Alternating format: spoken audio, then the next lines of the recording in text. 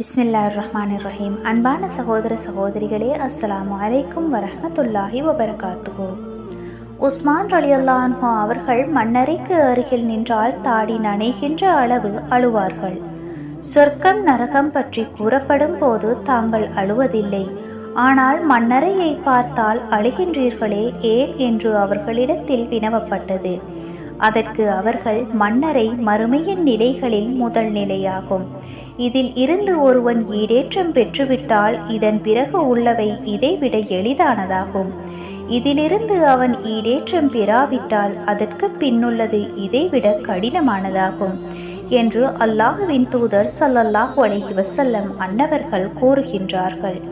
மேலும், நான் கண்ட காட்சிகளிலே மண்ணறைத்தான் மிக கோரமாக இருந்தது என்றும் அல்லாஹுவின் தூதர் ஸல்லல்லாஹு அலைஹி வஸல்லம் அன்னவர்கள் கூறுகின்றார்கள்.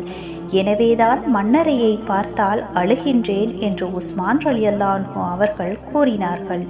அறிவிப்பாளர் ஹானி ரஹ்மத்துல்லாஹி அலி அவர்கள். ஆதாரம் இப்னு மாஜா 4267 ஹதீஸ். வஸ்ஸலாம்.